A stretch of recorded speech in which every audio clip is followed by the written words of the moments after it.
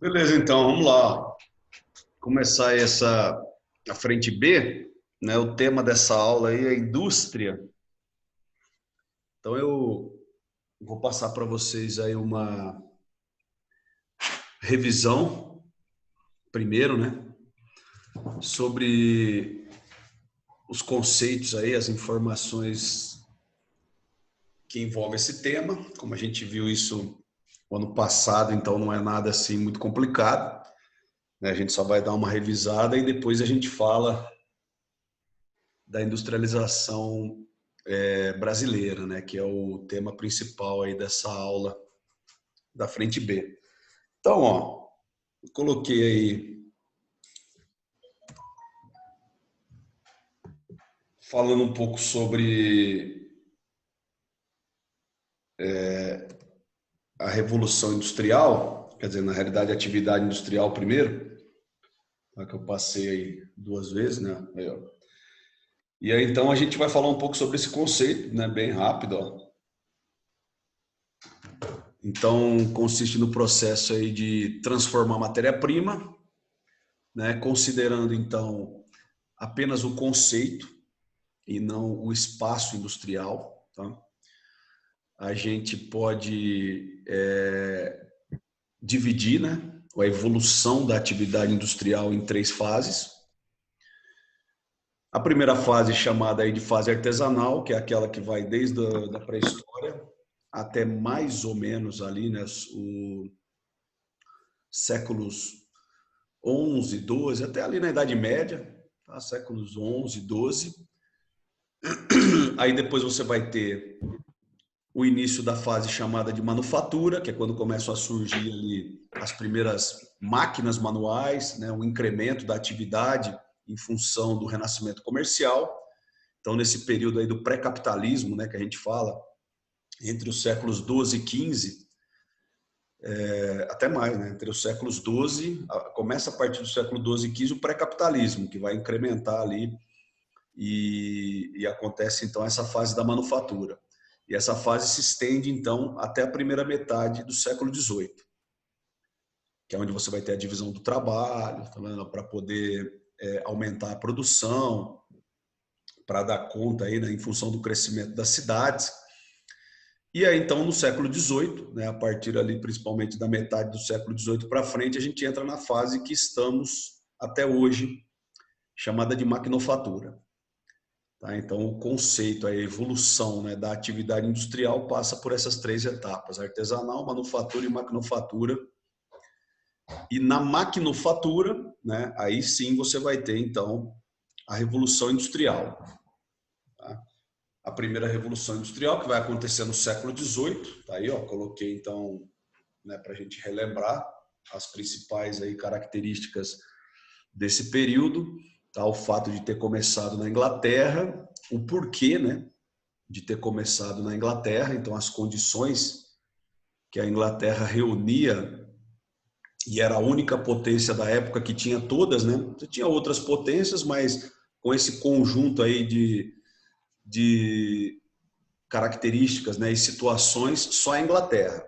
Tá? Burguesia no poder, oferta de mão de obra em função do cercamento, o acúmulo de capital devido ao Império Colonial, né, e as reservas aí de carvão mineral, tá, mais a matéria-prima, né, para o desenvolvimento da indústria têxtil, que foi o primeiro tipo de indústria, né, devido aí a você vai ter o surgimento da máquina do tear a vapor, e é então que se define a maquinofatura, né, as máquinas movidas por uma fonte de energia.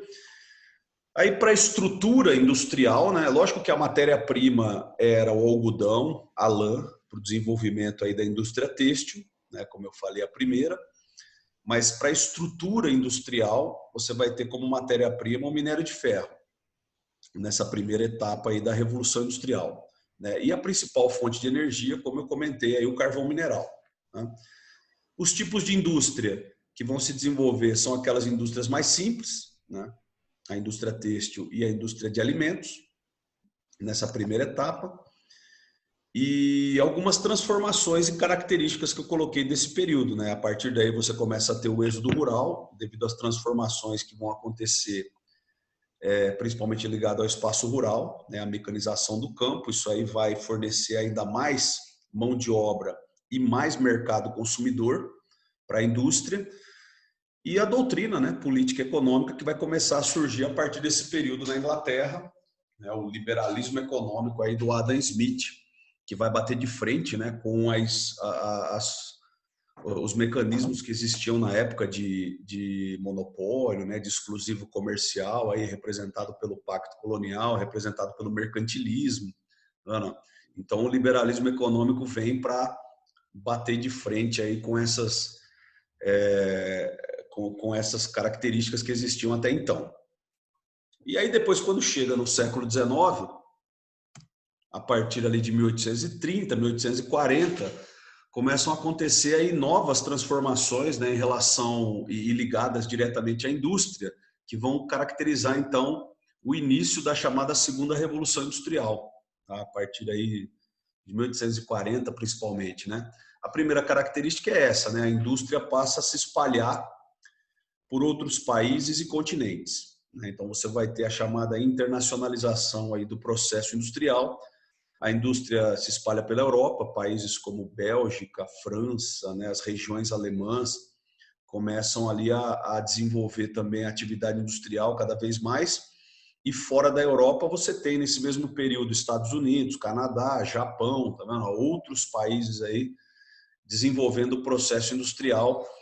Essa então seria a primeira característica importante da segunda revolução. É lógico que você tem ao longo do século XIX, né, principalmente a partir desse período aí, meados do século XIX, o desenvolvimento das ciências, né, de uma forma geral, que vai proporcionar o surgimento de novas tecnologias para o setor industrial, e é por isso que nesse momento tem aí o surgimento da chamada indústria pesada. Então, siderurgia, indústria química, né, a evolução da indústria metalúrgica, né, e você começa a ter então esses novos tipos de indústria surgindo a partir aí da segunda revolução industrial. Outra coisa que acontece que vai influenciar bastante, né, na expansão dessa atividade e na consolidação dessa atividade é a evolução que você vai ter dos meios de transporte, porque a partir da segunda metade do século XIX tem o advento do petróleo, o motor a combustão, e aí então começa a ter, né, uma evolução cada vez maior dos transportes e, consequentemente, você também tem nesse período aí de desenvolvimento científico a evolução dos meios de comunicação, né? O telégrafo, o telefone, surgem novas formas de produção de energia, como eu falei, além do advento do petróleo, a energia elétrica, né? Tudo isso vai contribuir para a chamada segunda revolução industrial, que vai expandir, né, o seu alcance fora do continente europeu e vai garantir cada vez mais, né, essa ligação entre produção, mercado, a fonte de energia, através da evolução aí dos meios de transporte e comunicação. E começa, nesse período, né, você começa a ter o surgimento das grandes corporações em função do liberalismo econômico. Como agora, né, as potências industriais vão implantar, né, ou substituir o mercantilismo pelo liberalismo econômico, você começa a ter, então, as grandes empresas se juntando em busca do monopólio, né, em busca do controle do mercado, da produção, da distribuição. E é nesse período, então, graças a essa política, né, econômica liberal, que começa a ter o surgimento dessas grandes corporações. Coloquei aí, né, os conceitos que a gente viu o ano passado, dos cartéis, trusts, né? Aí você tem hoje palavras que se encaixam aí com as holdings. O objetivo é sempre o mesmo, né? Garantir o controle, o domínio, o monopólio do mercado através de associações, através de fusões entre empresas para poder derrubar os concorrentes, né? Para poder colocar os concorrentes aí numa situação pior, tá? Para se tornarem mais competitivos. Então você tem essas organizações surgindo a partir aí do século XIX. Outra coisa que é desse período também, finalzinho ali do século XIX, né, é o surgimento do mercado financeiro, quando você tem a associação, né, das instituições financeiras com o capital da indústria. Isso vai aumentar ainda mais o potencial, né? O alcance do setor industrial, porque vai dar para a indústria uma possibilidade, através desse investimento de capital no mercado financeiro, de ampliar cada vez mais o seu mercado, né? A sua capacidade aí de atuação no mercado internacional. Tá vendo? Então, o mercado financeiro surge nessa virada de século.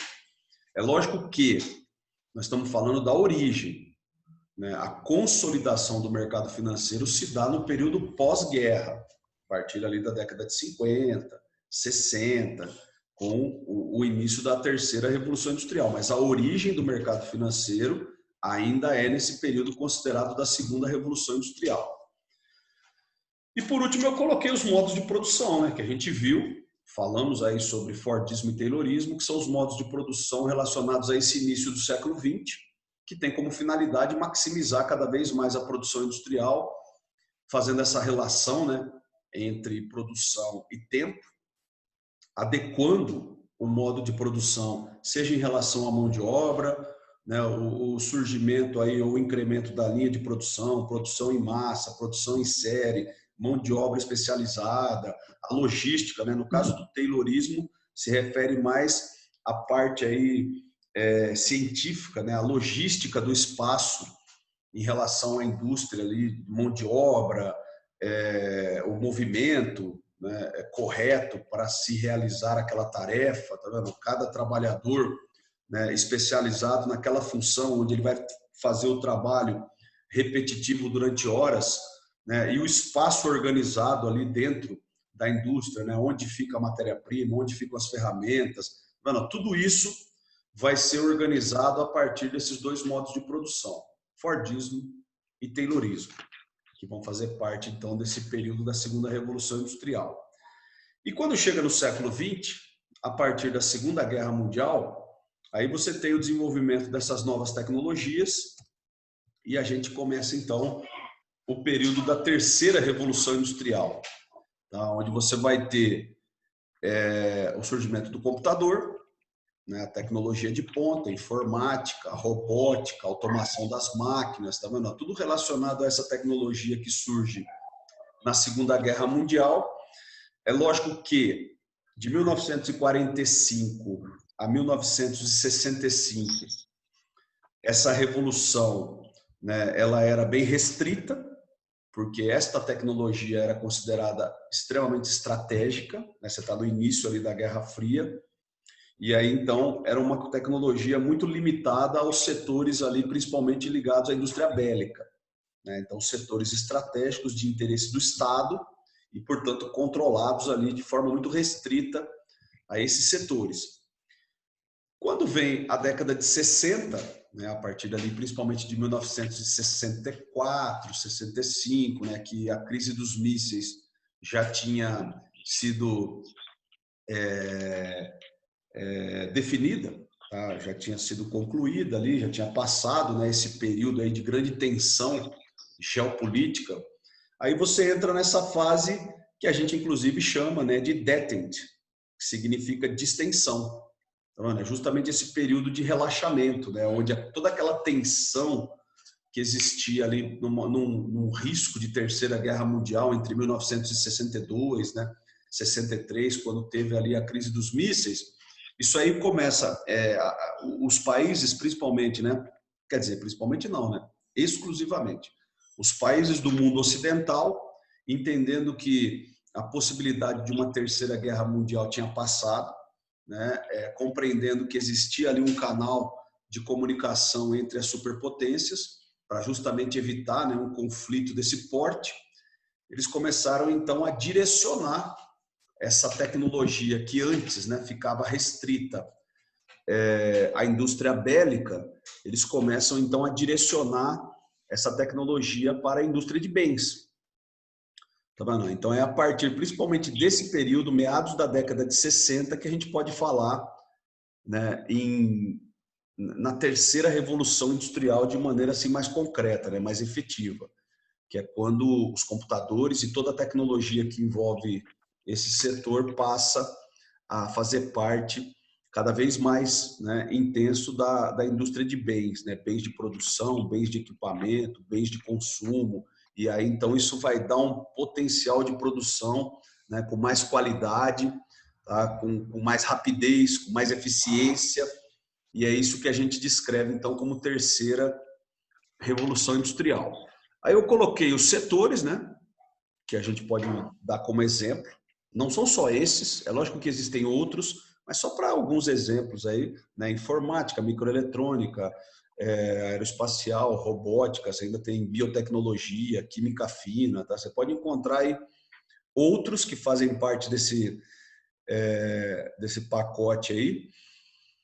É lógico que a terceira revolução industrial vai produzir um impacto muito significativo, né, nos meios de comunicação e transporte, principalmente nos meios de comunicação, porque é a partir daí que você vai ter a consolidação, né, do chamado capitalismo financeiro.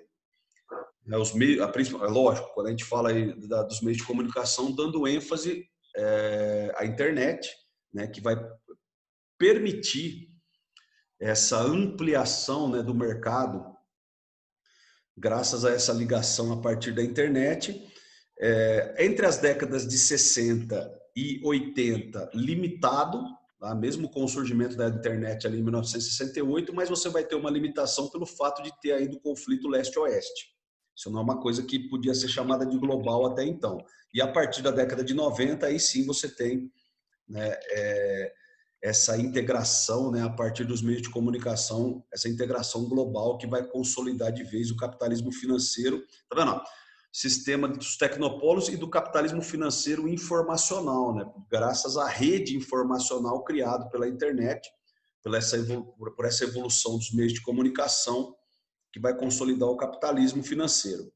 Os tecnopolos, né, nada mais são do que essas cidades ou regiões que vão se transformar em centros, né, importantes centros de desenvolvimento tecnológico, além de formarem, né, uma mão de obra altamente capacitada e qualificada nesse setor. Então, regiões como o Vale do Silício, né, a mais tradicional, né, no oeste dos Estados Unidos, ali sudoeste dos Estados Unidos, mano, aí você vai ter o surgimento então desses tecnopolos aí na Europa, tá, no Japão e até no Brasil nós temos os nossos tecnopolos, né? Tecnopolos então definidos a partir desse conceito, tá? E nesse período da terceira revolução industrial, em relação a modos de produção, né, como a gente falou do Taylorismo e do Fordismo na segunda revolução, nesse período da terceira revolução você tem o Toyotismo, que é esse modo de produção que vai evoluir principalmente a partir das décadas de 60 e 70, né, originando-se no Japão, daí o nome. E é um modo de produção que, diferente do Fordismo, você tem ali uma situação que envolve um planejamento, né, bastante preciso, onde você tem ali o fornecimento de matéria-prima exato para o processo de produção determinado, né, num período determinado, e o escoamento do produto final imediato, sem estoque. Então você tem uma produção ali, desde a matéria-prima até o produto final, muito mais dinâmica. Tá? Essa é a característica do toyotismo. Lembra que quando eu falei sobre isso ano passado, eu até comparei com a realidade, né? Ou o que acontece no supermercado. Tá? Então a gente comentou sobre essa situação. E o volvismo já é um modo de produção que se refere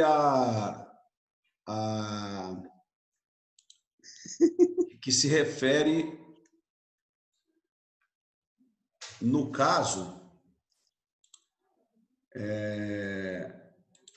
ao que aconteceu na Suécia, né? Nos anos 2000, no início dos anos 2000. Você vai ter ali uma situação que os trabalhadores vão começar a fazer parte, né? Os trabalhadores vão começar a participar diretamente da gestão administrativa, das decisões tomadas pela fábrica.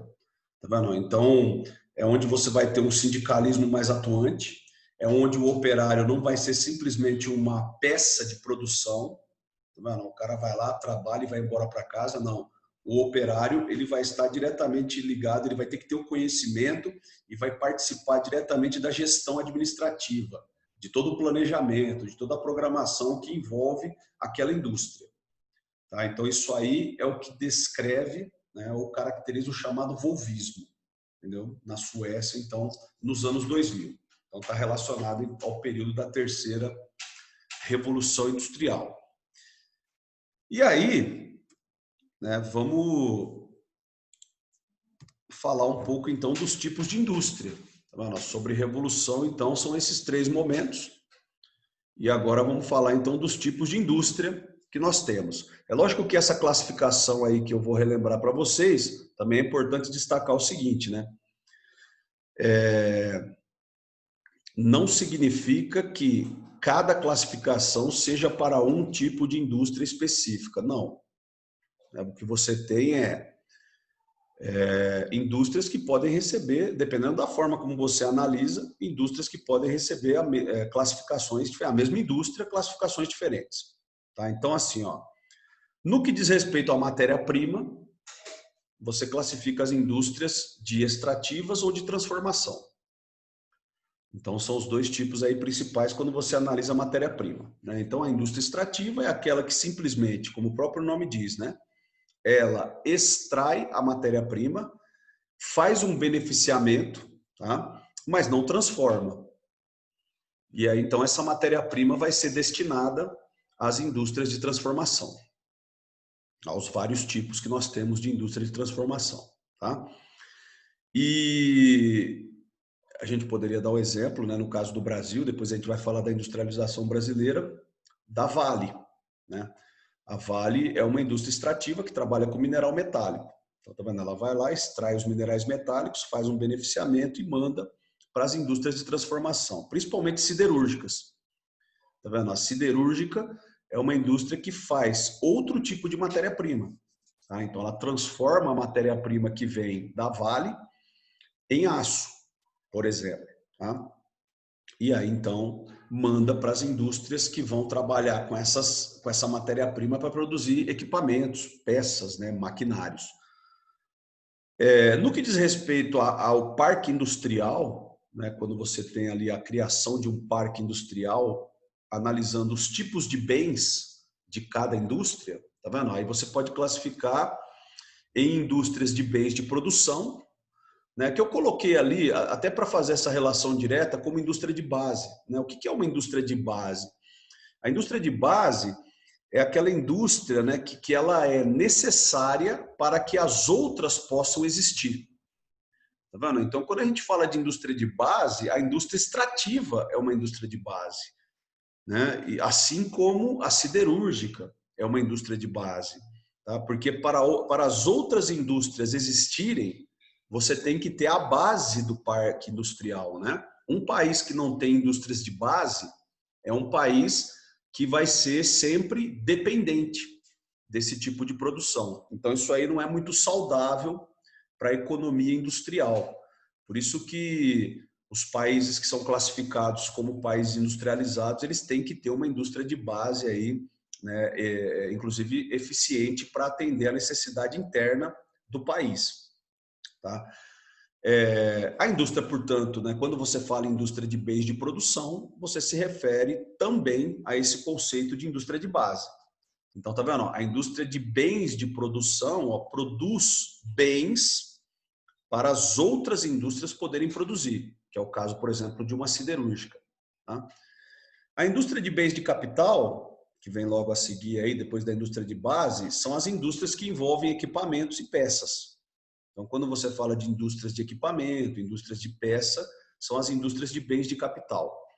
E as indústrias de bens de consumo, tá? Que aí é a ponta final, né, desse parque industrial, que são aquelas que produzem diretamente, como o próprio nome diz, para o mercado consumidor, seja ele interno ou externo. E aí, nesse caso, né, como a gente sabe, a indústria de bens de consumo pode ser subdividida. Você tem a indústria de bens de consumo duráveis, como automobilística, eletrodomésticos, eletroeletrônicos, e tem a indústria de bens de consumo não duráveis, né, como é o caso da indústria alimentícia, da indústria de vestuário. Tá? Então, você tem essa divisão aí na indústria de bens de consumo. E com relação ao período, quando você vai analisar o período, né, para descrever o tipo de indústria de cada um, tá vendo? Cada uma dessas classificações se refere a uma revolução industrial diferente, né? Então você tem as indústrias mais tradicionais, que são aquelas da primeira revolução industrial, como a indústria têxtil, como a indústria de alimentos, tá? Aí você tem as indústrias modernas, que se referem à segunda metade do século XIX, tá vendo? Como a siderurgia, por exemplo, que é uma indústria moderna, indústria química, farmacêutica, tá? E aí você tem a indústria dinâmica, que são aquelas relacionadas à terceira revolução industrial, né? Então, ligadas à tecnologia de ponta, como eu dei os exemplos aí agora há pouco. Tá? Então, microeletrônica, informática, aeroespacial, entre outros. E indústria leve e indústria pesada, aí se refere ao capital de investimento, se é muito ou pouco, né? No caso aí pouco não, mas é menor, né? Se é maior ou menor, vamos colocar assim, e a tecnologia empregada, se também é maior ou menor, tá? Então, indústria leve, normalmente, a gente se refere a essas indústrias de bens de consumo não duráveis, né? Como alimento, por exemplo, processamento de alimento, né? E produção de roupas, né? Principalmente, porque você tem dois tipos de indústria têxtil, né? Você tem a indústria têxtil que produz tecido e a indústria têxtil que produz roupa. Tá? Então, por exemplo, a indústria leve, né, tá mais associada à produção de roupa. Mas se você colocar a indústria têxtil também, não está muito fora, não. Tá? Porque a produção de tecido também segue uma linha assim, bem tradicional, né? Independente se é roupa ou se é o tecido. É lógico que a tecnologia é diferente, né? Mas é uma produção mais tradicional. E a indústria pesada, pelo contrário, né? A indústria pesada é aquela indústria que envolve muito capital de investimento, exige um maquinário com tecnologia muito mais avançada, tá vendo? Como, por exemplo, a indústria extrativa, né? Então, essas indústrias aí de extração de petróleo, gás natural, como a Petrobras, tá vendo? Ou a própria Vale, que eu comentei agora, a indústria de extração de minerais metálicos, aí exige um processo, né, que vai muito capital para fazer a prospecção, para fazer a exploração, muito maquinário. E, por fim, ó, a indústria maquiladora, que são indústrias simplesmente de montagem, né? Uma coisa muito comum aí a partir da década de 90, no México, na China, em outros países, né? Os próprios tigres asiáticos, tá? Que você tem essa indústria que pega, recebe os componentes, né? E faz a montagem do produto, tá? Então, são chamadas de maquiladoras. E para terminar esses conceitos, eu coloquei aí, né, pelo menos terminar o que vai dar tempo hoje, os fatores locacionais, que a gente também comentou, que a gente viu aí muito bem o ano passado, né, que são esses 6 fatores considerados assim os mais importantes para a formação de um parque industrial, né, para a implantação de indústrias. Se esses fatores aí estiverem ausentes numa região, num país, né, ou em qualquer lugar, para a indústria existir fica mais difícil, né? Para você ter ali a implantação de indústria fica mais complicado. Então, funciona da seguinte maneira, né, para dar tempo da gente comentar sobre esses fatores aí, ó. Capital, transporte e energia, todos os tipos de indústria precisam, basicamente, né? Então, por isso que esses 3 não precisamos nem analisar muito. É lógico que tem indústria que precisa de mais capital, tem indústria que precisa de menos, tem indústria que consome mais energia, tem indústria que consome menos, mas todos precisam, tá? Então, são fatores assim considerados essenciais para a implantação da indústria. Essa infraestrutura, né, tem que existir, senão não tem jeito de você ter ali um parque industrial. Os outros 3, é óbvio que também são importantes, né? É óbvio que também são necessários, mas dá para você analisar de forma relacionando com o tipo de indústria, né? Porque assim, você tem indústrias que exigem uma mão de obra mais numerosa e mais especializada. E tem indústrias que são aquelas ligadas mais à tecnologia de ponta, que exigem uma mão de obra bem mais reduzida e mais qualificada. Tá vendo? Então aí o local de implantação da indústria, tá vendo? Tem indústria que não precisa ter aglomeração, né? As indústrias mais tradicionais, elas precisam de uma aglomeração humana, tá? Porque precisa de mão de obra e mercado consumidor. Agora, tem indústrias, principalmente essas relacionadas aos tecnopolos, que eu comentei agora há pouco, que não precisam. A formação de tecnopolos não exige tanta mão de obra e tanto mercado consumidor no local, pelo menos no local. O mercado consumidor é lógico que é importante para qualquer indústria, mas no caso de um tecnopolo, tá, o mercado consumidor não precisa estar necessariamente ali, onde o tecnopolo vai surgir. E no que diz respeito à matéria-prima, né, ó, lembra que eu comentei o ano passado, até eu brinquei, falei da Microsoft lá, né? Mas nesse sentido, né, você tem indústrias que exigem muita matéria-prima, tá? Como as siderúrgicas, e portanto elas têm que ter uma proximidade com essas áreas fornecedoras de matéria-prima. E do outro lado você pode ter indústrias, né, que não têm tanta necessidade, como eu comentei o ano passado que a gente falou da Microsoft. Essas indústrias que envolvem tecnologia de ponta, a matéria-prima delas, é lógico que elas precisam de matéria-prima, né? Afinal de contas, a região nos Estados Unidos chama Vale do Silício, não é à toa. É porque o silício é uma matéria-prima importante para esse tipo de indústria. Tá? Chip de computador, né? As placas lá do computador. Mas, de qualquer maneira, não tem aquela necessidade extrema, né, de ter uma grande quantidade de fornecimento de matéria-prima, como acontece, por exemplo, com a indústria de alimentos. Tá vendo? Como a indústria de alimentos ela tem que estar perto da matéria-prima e perto do mercado consumidor, né? Assim como a siderúrgica, para ter uma logística mais eficiente, para ter um custo-benefício, né, mais positivo. Essas indústrias mais tradicionais têm que estar perto dos dois, tá vendo? Tem que fazer um equilíbrio ali. Já a indústria de tecnologia de ponta, ela pode abrir mão dessa localização, né? Porque ela não tem essa dependência ou essa necessidade de estar tão próxima assim, tanto de um quanto de outro. Beleza? Então é por isso que na mão de obra, na matéria-prima e no mercado consumidor, de repente vocês vão pegar questões, né, que vão cobrar de vocês esse tipo de análise. Não que, repito, não que nos outros três também não possa aparecer, pode, mas é que nesses três últimos, essa cobrança aí é maior, tá? Galera, é o seguinte, ó, agora a gente iria, né, porque falta 4 minutos aí para terminar, não vai dar tempo, então eu não vou nem começar. A gente vai falar na próxima aula dos modelos de industrialização, para terminar esses conceitos aí sobre indústria, e depois começa a falar da industrialização brasileira. Até aqui, ó, foi muito rápido, tem alguma dúvida? Tá tranquilo? Nessa revisão aí que nós estamos fazendo sobre os conceitos de indústria? Fernando, Pode falar. lá na parte da segunda revolução industrial, você falou do mercado financeiro. Sim, isso. Eu não entendi, tipo, o que aconteceu? Para surgir, você fala da origem? Deu origem ao mercado financeiro, foi isso? O que eu falei é a origem, né? O que acontece ali, ó, as instituições financeiras, nos bancos, né? Os bancos, tá? Começam a se associar à indústria. Tá vendo? Para dar benefício para os dois, entendeu? Então, o capital das instituições financeiras começa a ser investido junto com o capital industrial. A indústria começa a se transformar, né, em objeto de investimento financeiro.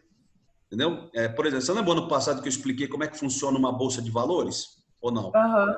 Então, é isso que acontece. Ó. O que vai acontecer lá no finalzinho do século XIX? O camarada vai pegar a indústria dele e vai transformar parcialmente essa indústria em títulos negociáveis no mercado financeiro. Entendeu? É aí que surge o mercado financeiro. Então os bancos vão se associar ao capital industrial fazendo isso, colocando, né, os títulos negociáveis para receber, serem comprados no mercado financeiro. Então você percebe, ó, o banco vai ganhar com isso, porque você vai ter os juros, né? Você vai ter o capital que vai ter juros sobre juros. Então o banco vai ganhar muito, vai lucrar muito. E a indústria vai ganhar com isso, porque vai aumentar o potencial dela de capital de uma maneira assim absurda. Entendeu? Que é como funciona o mercado financeiro até hoje. Então é isso que eu falei da segunda revolução. A origem do mercado financeiro está nesse processo que acontece entre o final do século XIX e início do século XX. Tá? E a consolidação do mercado financeiro, que vai ser a partir da Segunda Guerra Mundial, né?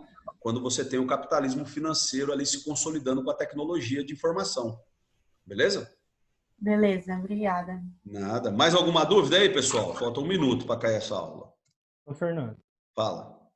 as indústrias extrativas, então, extraem o material, mandam para as indústrias de transformação e esses produtos que foram produzidos voltam depois para as indústrias extrativas, né? Para repor alguma coisa que quebrou. Não, aí você já está falando você já está falando da política reversa, né? Que é a reutilização, é isso? Ou não? Isso, isso. É porque assim, ó, a dependência entre elas sempre vai existir, né? Tipo assim, para a indústria extrativa trabalhar, ela precisa da indústria de bens de capital, você concorda? Porque ela tem que ter máquina, não é? Uhum. Então, tá vendo? Ó, a interação entre os tipos de indústria é constante, né, cara? O que eu falei é que assim, só em relação à classificação, né? A extrativa extrai a matéria-prima, faz um beneficiamento e manda para a indústria de transformação. É lógico que a extrativa depende da indústria de transformação para repor as suas peças e seus equipamentos, suas máquinas, entendeu? Essa relação é direta. Beleza. Beleza? Então, galera, ó, vai cair aí. Boa semana para vocês. Qualquer dúvida aí pode colocar nos grupos, né? Como vocês vêm fazendo, tá? Próxima aula a gente volta aí com esse tema. Até mais. Eu adiantei o almoço hoje.